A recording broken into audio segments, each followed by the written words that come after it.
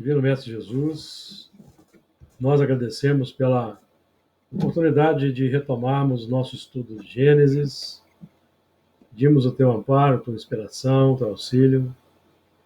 Solicitamos também a conexão com a nossa fraternidade, a Fraternidade Espírita Camilo Chaves, para que o nosso estudo tenha o respaldo da direção da casa, dos espíritos amigos que nos orientam nos trabalhos, coordenam nossos estudos. Desejamos que o estudo possa ser compartilhado com aqueles irmãos na fraternidade que têm um interesse pelo tema, que tanto quanto nós estão buscando aprendizagem, entesouramento de informações valiosas para a potencialização da evolução intelecto-moral. Que as tuas vibrações de paz, de compaixão, de misericórdia nos envolvam a todos hoje e sempre.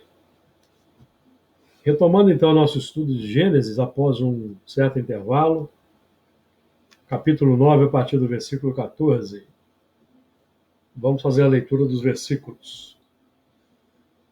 E acontecerá que, quando eu trouxer nuvens sobre a terra, aparecerá o arco nas nuvens.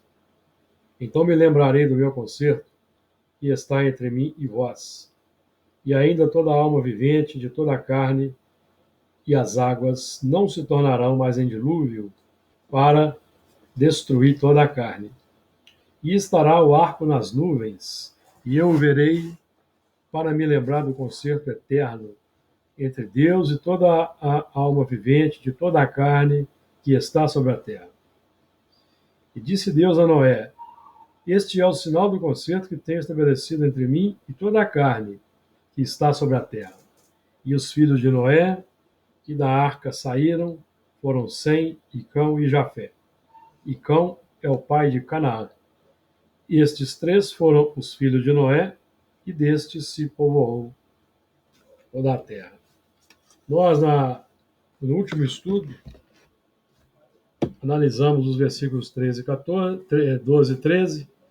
Hoje, então, caminhamos para o versículo 14, que diz o seguinte: e acontecerá que, quando eu trouxer nuvens sobre a terra, aparecerá o arco nas nuvens. Nós vamos aqui lembrar de que nós estamos trabalhando aqui as duas vertentes, sempre as duas vertentes. O Deus Supremo, inteligência suprema, causa primária de todas as coisas, Criador do universo, de todos nós, que não exerce ação direta na matéria, que exerce ação por meio dos espíritos, que são uma das forças da natureza. E o Deus interior, que é a nossa capacidade individual de cocriação, pela união entre a razão e o sentimento, simbolizando o casal primordial, Adão e Eva. Então, o casal primordial no mundo interior, a razão e o sentimento. E se Deus, a inteligência suprema, causa primária de todas as coisas, por outro lado, cada um de nós, com a sua capacidade de inteligência, de sentimento, é capaz também de cocriar, e nós criamos o nosso estado interior de felicidade ou de sofrimento, com base na nossa atuação no mundo, com base no usufruto da nossa prerrogativa de livre-arbítrio. O bom uso do livre-arbítrio irá nos posicionar no plano da felicidade. O mau uso no plano do sofrimento. fazendo bom uso, nos tornamos agentes da misericórdia de Deus para todos os homens, os irmãos na terra. Fazendo mau uso, somos instrumentos da justiça, do escândalo. E ambos somos, então, o bom uso do livre-arbítrio e o mau uso do livre-arbítrio nos coloca como agentes de Deus na Terra. Agente de Deus propriamente dito, operando o amor, a bondade, e o agente da justiça de Deus, operando nos terrenos aí das paixões, das complicações, que é o que nós estávamos conversando aqui anteriormente, quando falávamos da atuação, por exemplo, dos romanos no mundo. Então, quando eu trouxer nuvens sobre a Terra, nós aqui já estudamos que as nuvens representam as nossas vibrações que vão se elevando e vão se acumulando. Então, essas vibrações, elas vão acarretar dois tipos de nuvens. Aquela nuvem que vai fazer conexão são as vibrações, são os pensamentos, que vai fazer conexão com os espíritos superiores, os mensageiros divinos, e as nuvens que vão trazer as dificuldades, que são representadas, são formadas pelas vibrações inferiores que vamos emitindo. São dois tipos de nuvens. Então, nós estamos trabalhando aqui com o arco divino, o arco celeste, simbolizado no arco-íris, que representa, então, parecerá... Epa! Ué! Ih, rapaz! Que coisa! O texto aqui deu uma bugada. Deixa eu voltar aqui. Então, nós estamos lidando aqui com o arco da melhor qualidade, que é o arco simbolizado pelo arco-íris. Então, vamos trabalhar um pouco esse assunto aqui.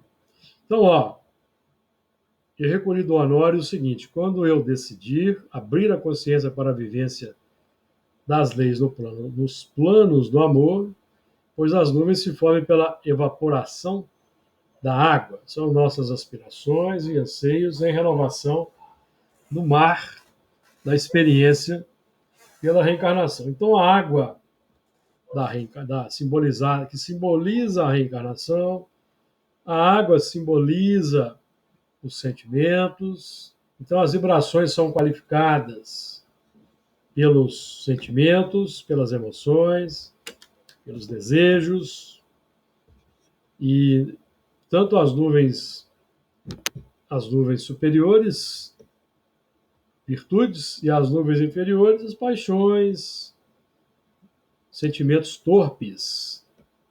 Alguém quer falar alguma coisa sobre esse primeiro ponto? Para a gente ir... Por enquanto está tranquilo para mim. Vamos lá. Abre o som, Fernando. O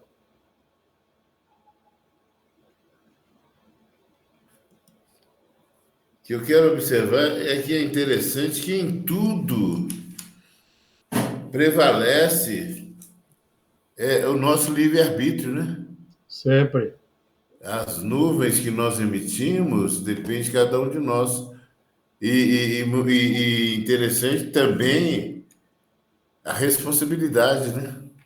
Responsabilidade. Sem sombra de dúvida. Porque o livre-arbítrio, quando a gente começa a ter capacidade de usá-lo, né?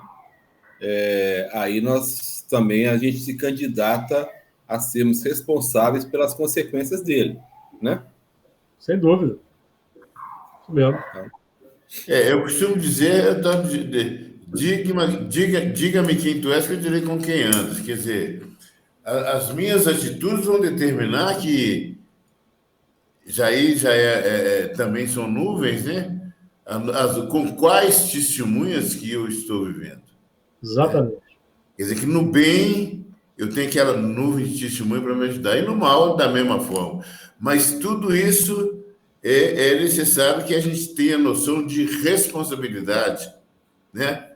Porque o livre-arbítrio é algo que tem que ser utilizado com muita inteligência, né? Sem dúvida.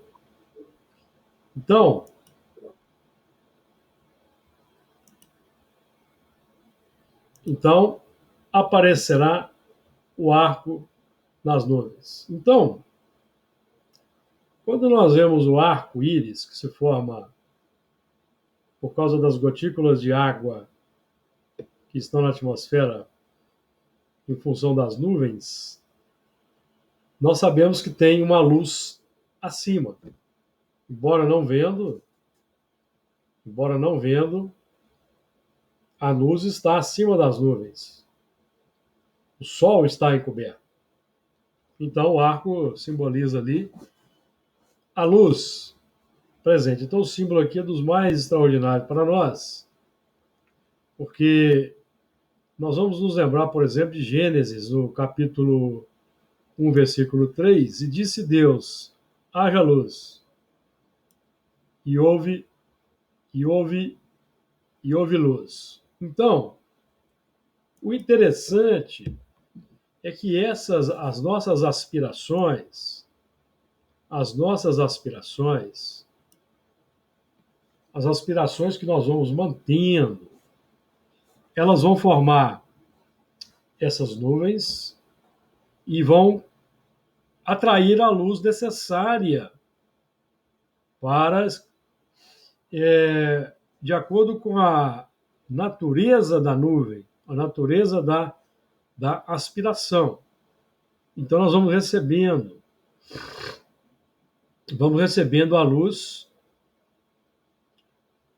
e a luz chega para nós de forma decodificada. Então, por exemplo, quando nós observamos o fenômeno luminoso da transfiguração de Jesus, aquela luz que Jesus irradia, ela é a irradiação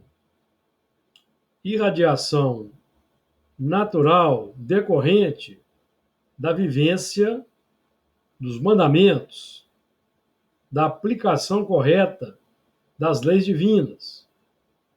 Então, o resultado é a irradiação luminosa.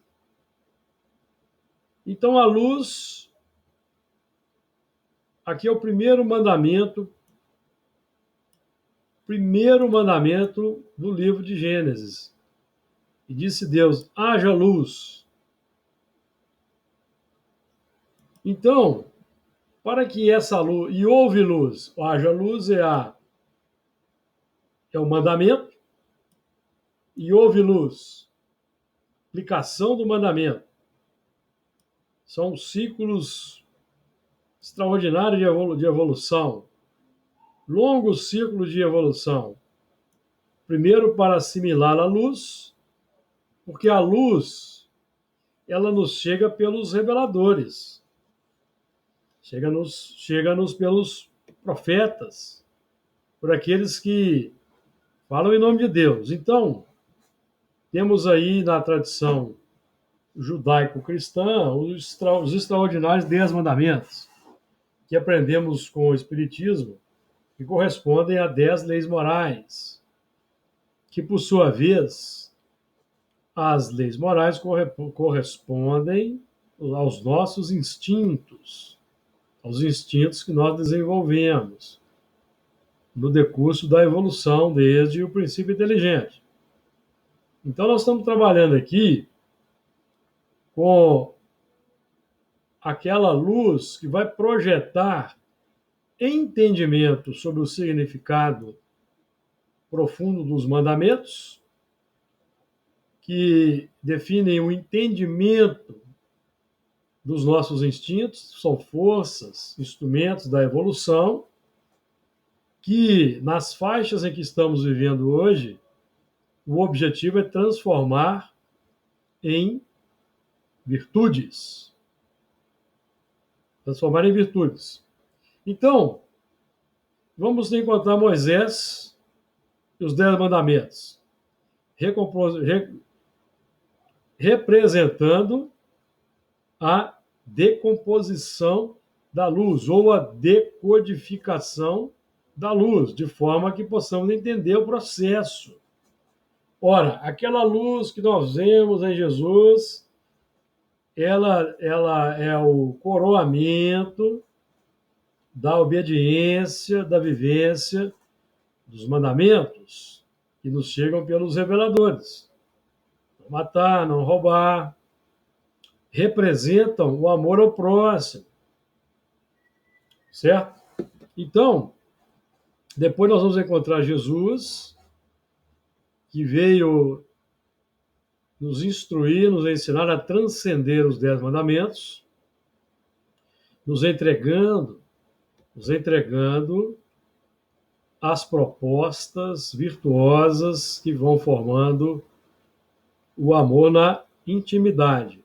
Sete bem-aventuranças que representam naquelas 7 virtudes ali expostas, representam a luz decomposta.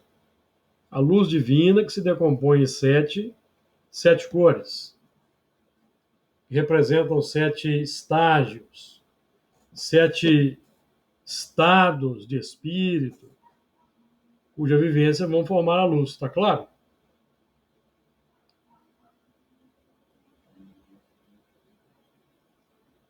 E hoje nós estamos trabalhando com o Espiritismo para aprofundar mais o conceito dos mandamentos, das leis morais, consequentemente dos instintos, porque nós vamos observar que os instintos foram desenvolvidos pela repetição sistemática ao longo da evolução pelo princípio inteligente. Então, o que eles representam? Representam rotinas habituais, condicionamentos rotineiros dos hábitos, tendências, que são leis por quê? Porque elas naquela rotina condicionada, ela nos leva a sempre repetir os mesmos hábitos. Isso no reino animal, por exemplo, é essencial para que o animal, o princípio inteligente, vá se desenvolvendo. Mas nas faixas da humanidade, nós vamos trabalhar para desenvolver o amor. Então é preciso controlar os instintos, tais quais eles se apresentam nas faixas iniciais da humanidade, que temos estudado. É preciso, então, recondicionar o espírito, transformar instintos em sentimentos, já que os instintos são embriões dos sentimentos. Aprendemos no Evangelho segundo o Espiritismo. Certo? Me dê só... Alguém quer falar alguma coisa que eu preciso só resolver o assunto rapidinho aqui. Quem quer falar alguma coisa enquanto eu dou uma saidinha rápida aqui? Não, pode ir. A gente vai falando aqui, eu e Fernando. Né, Fernando?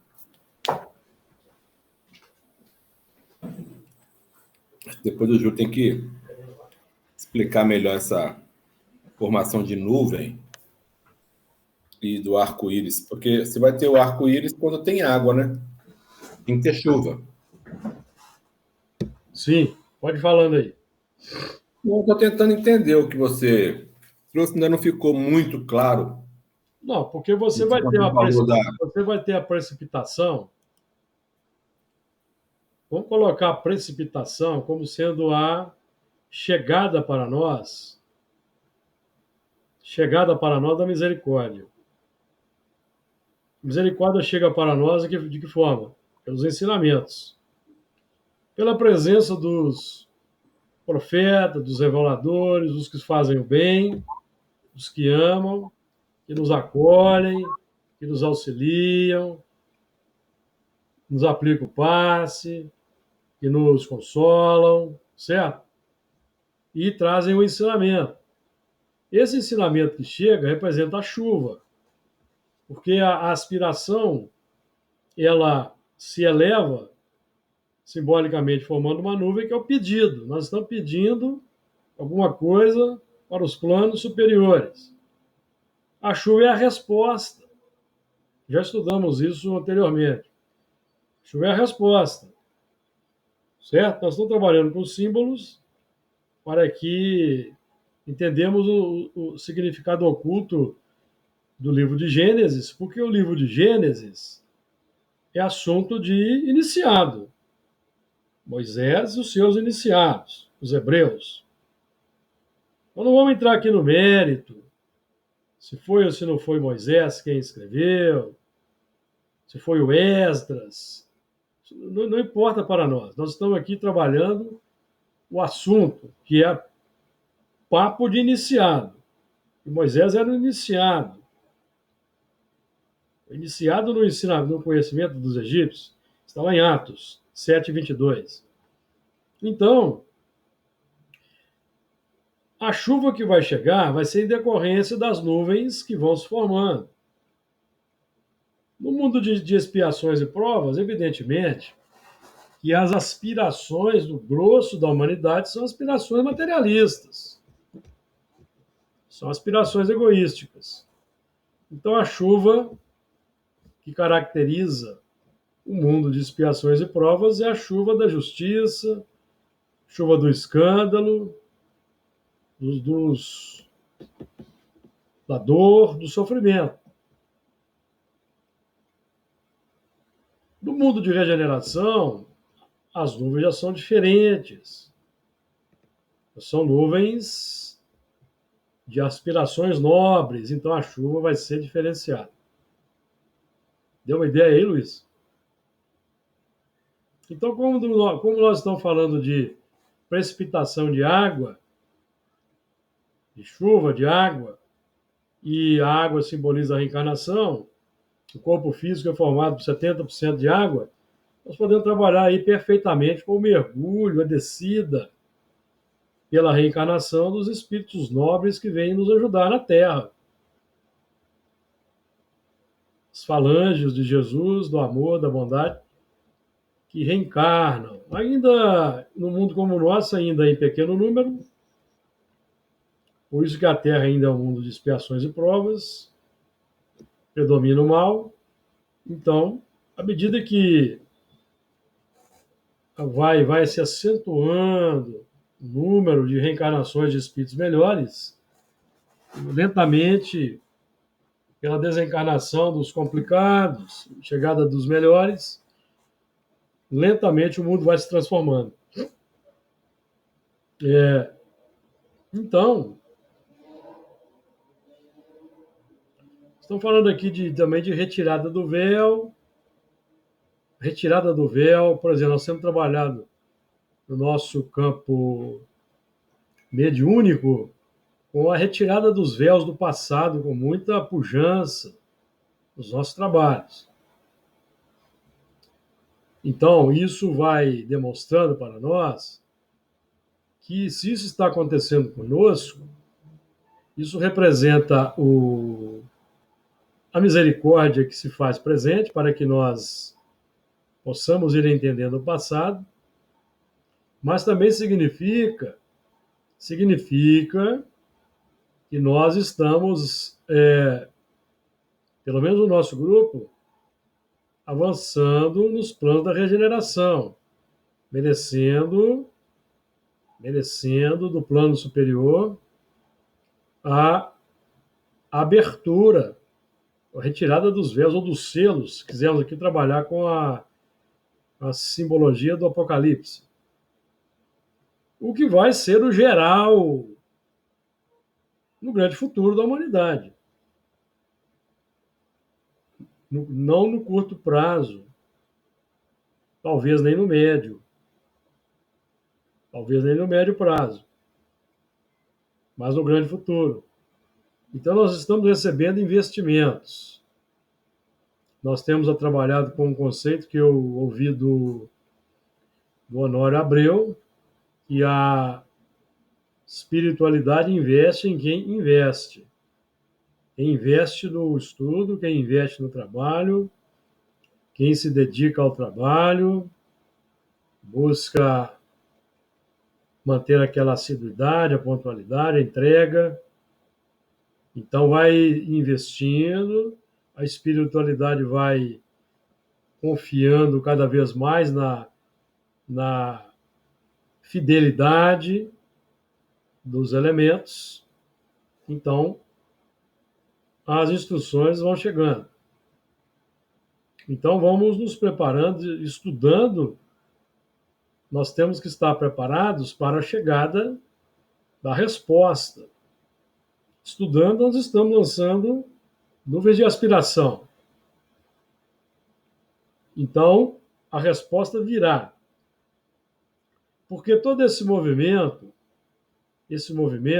por exemplo, quando nós estudamos a doutrina espírita, nós vamos trabalhando no campo mediúnico, vamos nos mantendo na fidelidade da proposta, nos entregando. Então vão surgindo as revelações, o véu do passado vai se abrindo, e nós aprendemos que durante o sono, o espírito ele vai pesquisar o passado. Som do futuro, pesquisa o passado. Então a espiritualidade sabe que isso é um movimento natural. Então é tudo preparado. Olha, esse grupo aí vai começar a estudar mais a fundo, vai estudar mais a fundo. Perseverando na mediunidade, vai acontecer que eles vão observar que os véus vão sendo retirados. De novo, ó. Os véus vão sendo retirados. Né? Está dando uma bugada aqui no texto. Os véus vão sendo retirados e, naturalmente, a curiosidade aumentando. A curiosidade aumentando, descobri o que é. A curiosidade aumentando, o que isso significa? Significa que os espíritos, durante o sono, vão pesquisar o passado. Perceberam? Então é todo um movimento que os espíritos vão trabalhando lentamente, porque eles depois vão lidar com o quê? O que me simboliza lá nos trabalhos lá? Sim, curiosidade, não é? É ou não é, Fernando? Sempre que nós temos a oportunidade, nós perguntamos, porque o não nós já temos como resposta. E se for permitido, os espíritos vão responder. Se não, correto? Se for útil. Se for útil. Útil necessário. Essa é uma lei natural. Por exemplo, por que os véus não se abrem para toda a humanidade como um todo? Por causa do estágio de evolução deficitário. A humanidade ainda se encontra num lamentável materialismo, chumbada ao solo da Terra ainda. Nós estamos lidando com o dragão, que é a antiga serpente, que é a onda materialista que cresceu. Tudo que cai nas mãos desse homem de hoje se torna instrumento para guerras. Então, a espiritualidade ainda não pode descerrar os véus em grande escala. É preciso haver preparação, maturidade. Por isso é que ainda não ocorreu. Diga lá. Não, e mesmo assim, abre-se para um leque grande, às vezes até para alguns que não estejam ainda prontos, né? Exatamente. Para receber um primeiro impacto, né? A gente vê, por exemplo, chegada de Jesus, tá? as mesas girantes, né? Lá na época de Kardec. Muita gente se deparou com aquilo, muita gente, milhares de pessoas, pelo que a gente lê, né, nas biografias, era uma coisa assim repetida, era noticiado no jornal, então abriu um leque grande, ou seja, muita gente teve uma oportunidade de sofrer um impacto, né? Mesmo que não assimilou ali, mas foi de alguma forma, né, a semente é plantada ali, né? A semente é plantada e vai germinar no futuro. Por exemplo, nós estamos lidando aí hoje com pessoas aí no movimento espírita que talvez naquele tempo lá não entendeu, observou, agora a semente propôs o chamado. E também o movimento também gerou inimigos. Gerou inimigos do espiritismo, que tem se manifestado também na reunião mediúnica. Tem se manifestado. Então, o tempo é que vai dizer aí quão demorado ainda será esse processo aí de ampliação. Tá certo? Então aparecerá o arco nas duas. O arco que representa também, esse arco, simbologia das sete cores, define que todos os que nos encontramos reencarnados na Terra, nas diversas faixas de evolução, temos condições de entender, porque cada coloração daquela ali do arco-íris simboliza que o grupo heterogêneo que está na Terra tem condições de entender a parcela que ele está ao alcance e se engajar no processo. Então, é uma chamada geral. Chamada geral, certo? Lamentavelmente, uma grande parcela não quer aderir. Não quer aderir a esse chamado e vai ser aí transferido de escola, tudo indica. Não, já está acontecendo, aliás. Nós já temos notícias do movimento. Esse movimento aí iniciou-se com certeza quando da chegada do espiritismo, e na década de 70 nós temos companheiros espíritas aqui em Belo Horizonte de reputação ilibada e já davam notícia desse movimento de transmigração. Eles viam os espíritos sendo levados. Isso tem acontecido também nas nossas reuniões, os médios têm relatado. Não só nas nossas, em outras reuniões também de amigos com quem nós intercambiamos ideias, tá? De acordo? Ficou claro aí? Podemos avançar para o Sim. 15? Aproveitando essa simbologia que você trouxe aí do arco-íris, a gente lembra também que o arco-íris, né, ele só uma pequena parte dele que você percebe as cores bem delimitadas, né? Simbolizando assim se você pegar o arco-íris como a multidão de espíritos, né, encarnados e desencarnados, uma pequena parte do arco-íris, você vai ver as cores bem definidas, bem fortes, bem delimitadas, né? Simbolizando um pequeno grupo de pessoas que estão abertos para essa luz que está chegando, né? E a outra, e lá na extremidade não tem nada, e da extremidade para essa parte que é mais saliente, você tem aí uma gradação, né? Cores mais fracas, uma já mesclando na outra, né? Sem muita definição. Exatamente. Aí várias faixas evolutivas Sim. E a capacidade de cada um de assimilar, né? Exatamente. Isso mesmo. Versículo 15. Então me lembrarei do meu concerto que está entre mim e vós, e ainda toda alma vivente de toda a carne, e as águas não se tornarão mais em dilúvio para destruir toda a carne. Vamos lembrar aqui, nós estamos trabalhando. Então me lembrarei, vamos repetir. do meu conceito é o Deus interior. Porque Deus não esquece de nada, certo, amigos? Deus não esquece de nada. Aqui nós estamos trabalhando nosso mundo interior, que esquece das coisas, não é fiel aos compromissos assumidos, abandona pelo caminho as atividades, não se entrega de fato. Esse é o símbolo, tá? Então é a soma inestimável de recursos que são encaminhados, chegam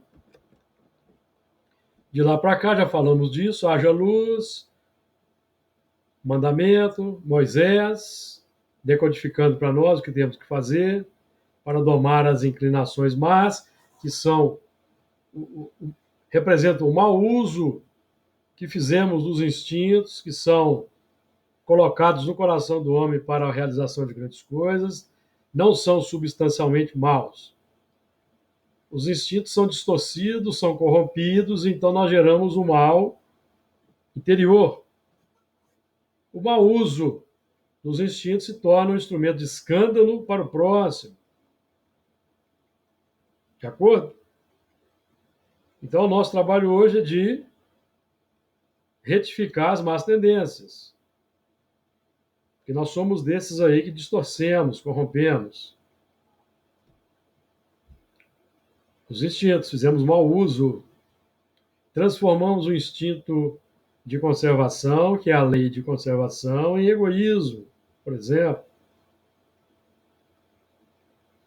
O instinto de destruição, que é para ser utilizado, para desativar, destruir o egoísmo, utilizamos para destruir o próximo, em pequena ou em grande escala.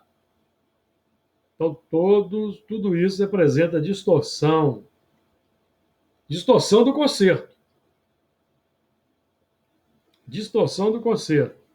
Uso equivocado do conceito. Colocamos o conceito de lado e vamos viver amplamente durante muito tempo, muitas encarnações, os desejos, a satisfação dos desejos, vamos locupletar-nos do prazer, dos desmandos, do abuso do poder, da prepotência, da arrogância, do uso da espada e vai por aí afora. Então, chega um momento que eu vou me lembrar do conceito. Depois de muita dor, depois de muito sofrimento, muito impacto, a dor, então, faz germinar aquela lembrança, aquela semente que está lá adormecida, conforme o exemplo que o Luiz deu.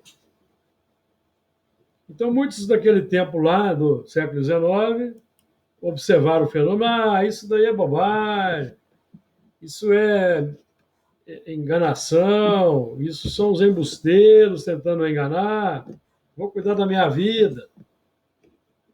Aí fica ao sabor dos impactos da vida, desencarna, sofre no mundo espiritual, reencarna, sofre, desencarna, reencarna, e reencarna na época, por exemplo, no Brasil, o espiritismo aqui tem um grande apelo, um grande impulso. Então, aí o elemento já tem a sementinha lá, aquilo desperta. Seja com auxílio da dor novamente, chamado da mediunidade, ou seja pelo próprio bom uso do livre-arbítrio. Quando o elemento é convidado, ele ganha um livro de presente, ele logo aceita, adere à proposta. Então, a lembrança do conceito que está entre mim e vós, ou seja, a semente já está, já foi assimilada. Aqui nós já estudamos isso. Lá nos primórdios do livro de Gênesis, a voz do sangue do seu irmão clama da terra, lembram-se disso? A voz do sangue de Abel clamava na terra do coração do Caim, ou seja, o que Abel fez representando aí os primeiros lampejos do amor na terra, da lei, do concerto chegando, foi assassinado, simbolizando aí o quê? Nós não quisemos, naquele momento, aderir às propostas mais elevadas, mas a semente ficou no coração. O contato social com os elementos representantes de Abel no plano social, que são aqueles que já traziam algo mais avançado nas suas vivências, ficou como semente na terra do coração. E germina no momento certo. Depois da irrigação promovida pela água das encarnações, a dor que vai abrir o terreno, para que a misericórdia então sensibilize. O clamor da dor, por exemplo, abre a terra do coração. Então aí os agentes da misericórdia se aproveitam para o auxílio, seja por meio do passe, do esclarecimento fraterno, o diálogo com uma entidade numa orientação espiritual direta. Então o processo vai sendo relembrado. De acordo? É um movimento de dentro para fora. Porque Deus não se esquece de ninguém. Correto, amigos? Mais algum comentário? Então me lembrarei do meu conceito que está entre mim e vós, e ainda toda a alma vivente de toda a carne, mim e vós, e toda a alma vivente. Então a alma vivente é o espírito humano encarnado. Aproveitando a conceituação do espiritismo, alma, espírito encarnado. Toda a alma vivente, porque o animal ainda é princípio inteligente.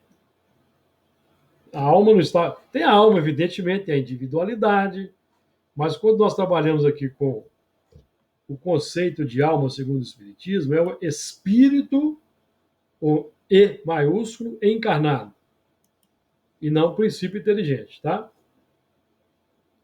Espírito com E minúsculo no texto da codificação, é o elemento espírito geral ou princípio inteligente, com letra maiúscula, espírito formado. Alma humana encarnada, no caso aqui de alma vivente, tá certo?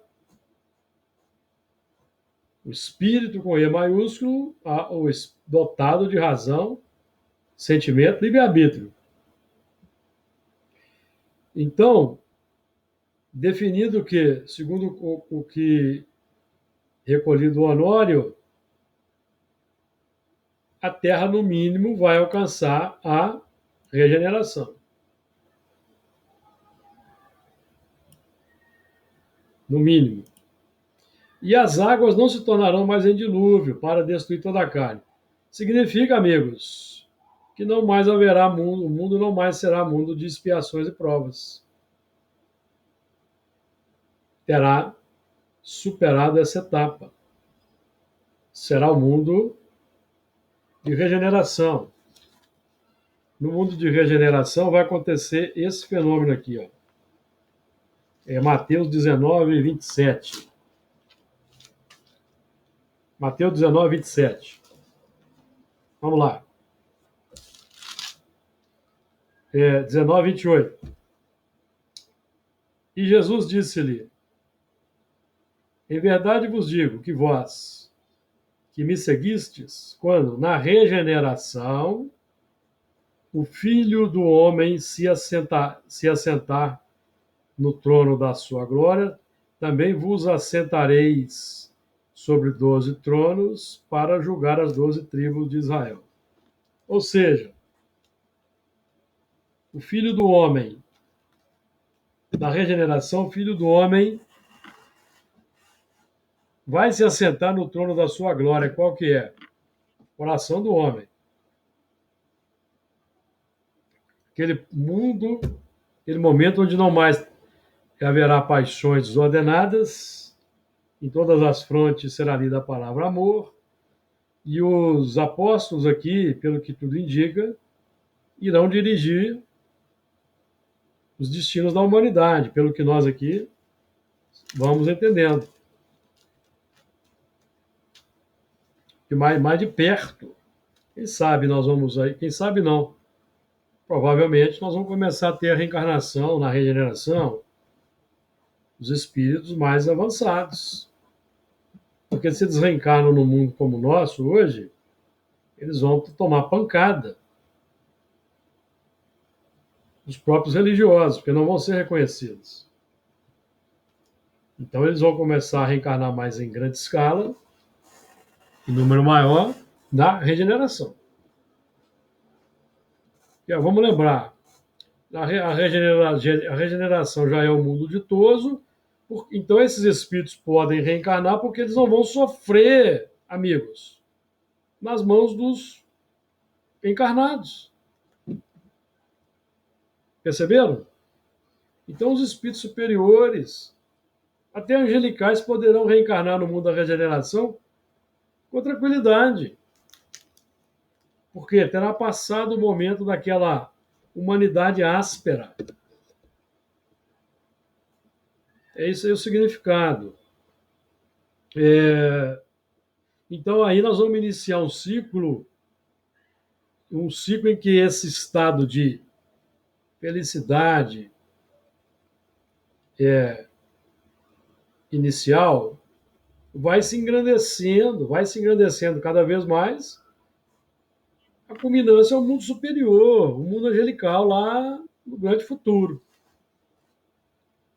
Então, novo ciclo de evolução extraordinário e grandioso para todos que fizemos por onde merecemos continuar reencarnando na Terra.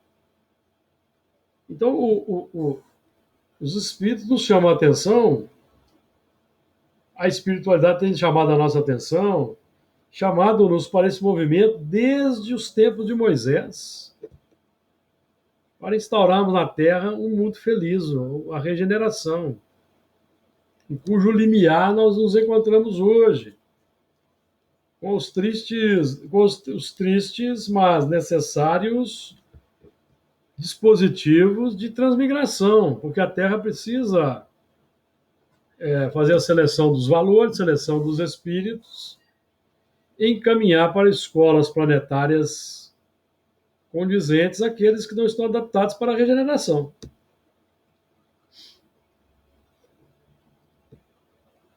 Comentários? Não sei se eu me distraí. Você já chegou a falar para destruir toda a carne? Sim, porque isso é característica do mundo de expiação e prova. Sim. E a gente pode, assim, avançando um pouco mais, entrando na regeneração, continuando o processo evolutivo, esse destruir toda a carne a gente pode também entender como uma fase em que nós não vamos precisar mais reencarnar? Sem dúvida. Encarnar em corpo de carne? Sem como dúvida. o espírito puro? Sem dúvida, lá no grande futuro, o estágio de, por exemplo, como se enquanto os espíritos que estão evoluindo em Júpiter, aprendemos estudando a revista Espírita, reencarnados em Júpiter, seus corpos não são corpos biológicos, são corpos. O corpo lá é o perispírito. O corpo exterior é o perispírito, porque lá Júpiter não tem vida biológica. Não tem condição nenhuma de desenvolver vida biológica. Nem Júpiter, nem Saturno, nem Urano, nem Netuno. Talvez algumas das luas de Júpiter e Saturno tenham condições. E supõe-se que já até tenha vida biológica lá, embora microbiana, Europa, Encélado, por exemplo. Então, estão enviando sondas lá para essas luas, tem projetos para outras luas, Encélado parece que é a primeira, porque eles têm a grande chance de ter vida nos oceanos que estão sob as calotas de gelo dessas luas. Então, no grande futuro, nós vamos ter vencido o estágio de evolução biológica. No grande futuro. Isso não vai demorar muito ainda para nós, porque a evolução é lenta.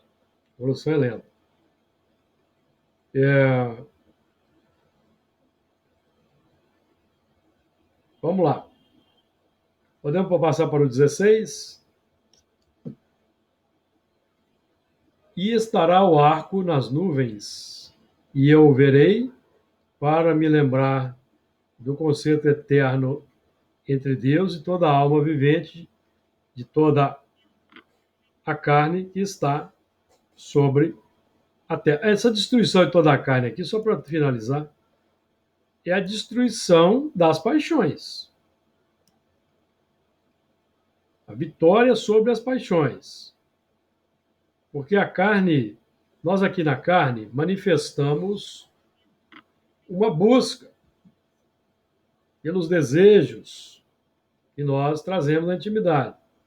Então a carne pede alimento. O desejo pede uma alimentação. Por isso é que nós precisamos utilizar o discernimento, o bom senso, para atender desejos. Há desejos que podem ser buscados e outros que não mais devemos buscar. O discernimento é que vai nos dizer. O desejo de destruição, armamentista, por exemplo, é um desejo que nós não devemos mais alimentar.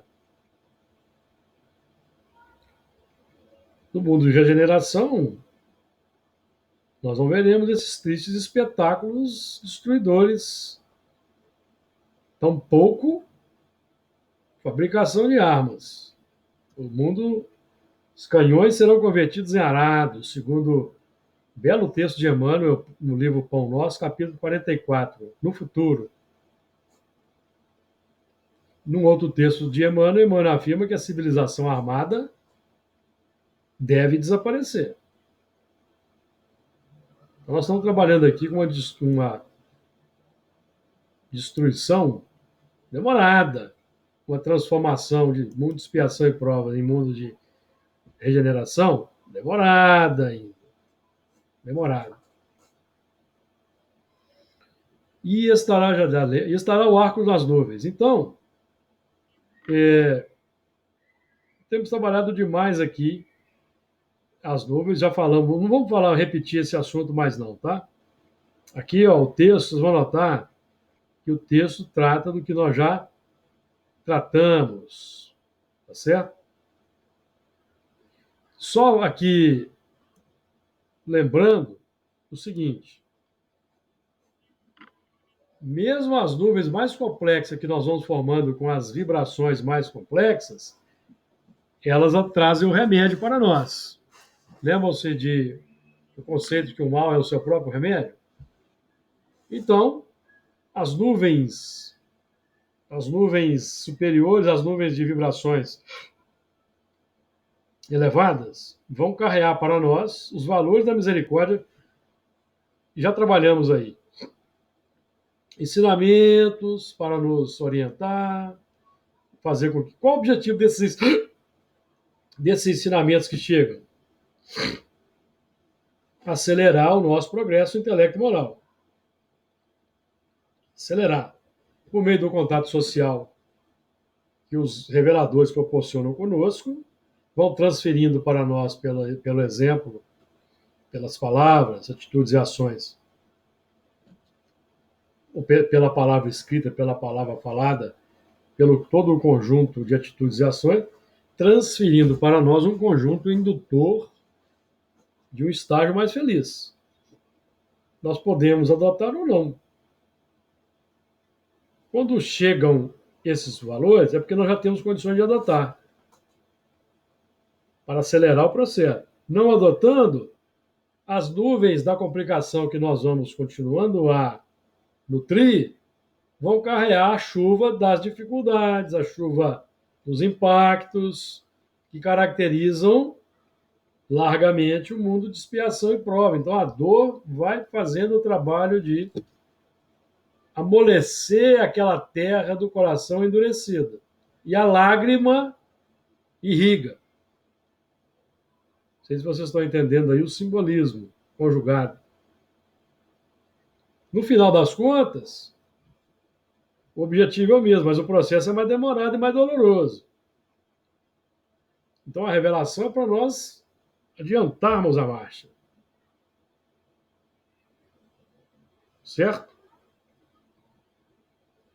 A própria força da chuva é diferente, né? A própria força da chuva é diferente. Chuva para limpar, ela é mais forte, né? Mais Até o trovão, carregada. exatamente. Uma tempestade, por exemplo, nós vamos ter ali trovão. Uhum. Estudamos relâmpago e trovões lá no Apocalipse. É. O trovão, o relâmpago. O relâmpago é luz. É uma luz, mas é uma luz que tem um efeito impactante. E aí o trovão precede. O relâmpago precede o trovão. Então, primeiro a luz, haja luz. Depois a palavra, o ensinamento. Então, o interessante é essa função aí. Então, às vezes, o elemento vai ter que levar uma descarga muito forte de um relâmpago para ele acordar. Despertai dentre os mortos, ó tu que dormes. Vai dizer o Paulo para nós lá.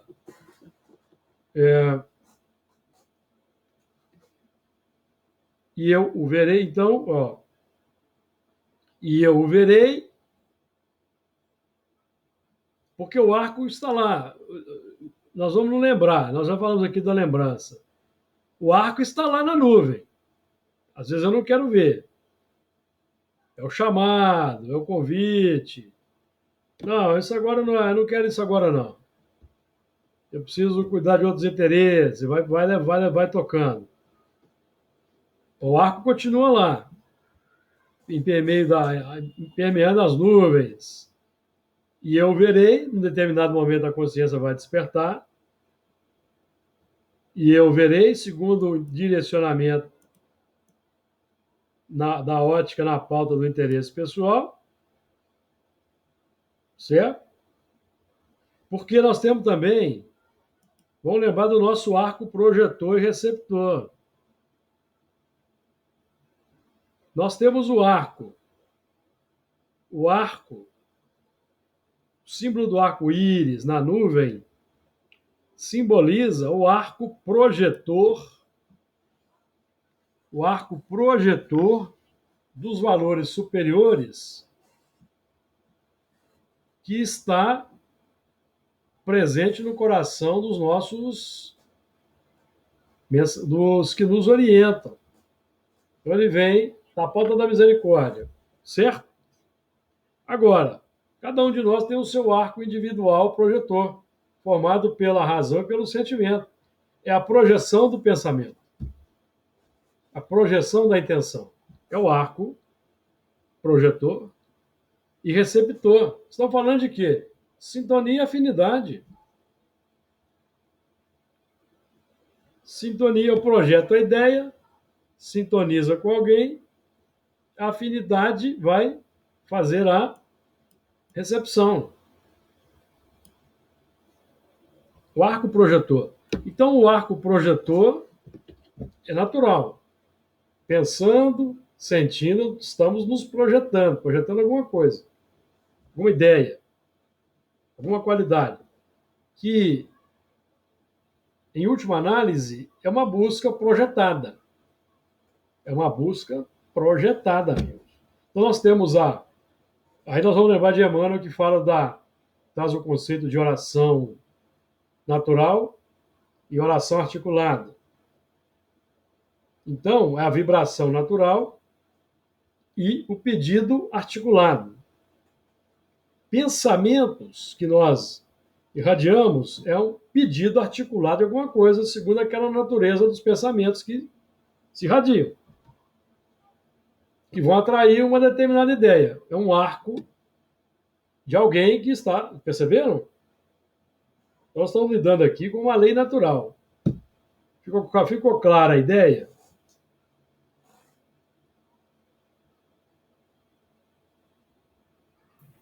Tranquilo. E eu verei para me lembrar do concerto eterno entre Deus e toda a alma vivente, de toda a carne, que está sobre a terra. Que nós vamos deixar para a semana que vem, porque além do assunto ser muito denso, o horário está esgotado, senão o assunto se torna cansativo, porque ele é muito denso. Certo? Nós então vamos aqui agradecer a Jesus pela oportunidade, agradecer à espiritualidade pelo respaldo, pelo auxílio, e vamos interromper então aqui o nosso trabalho por hoje.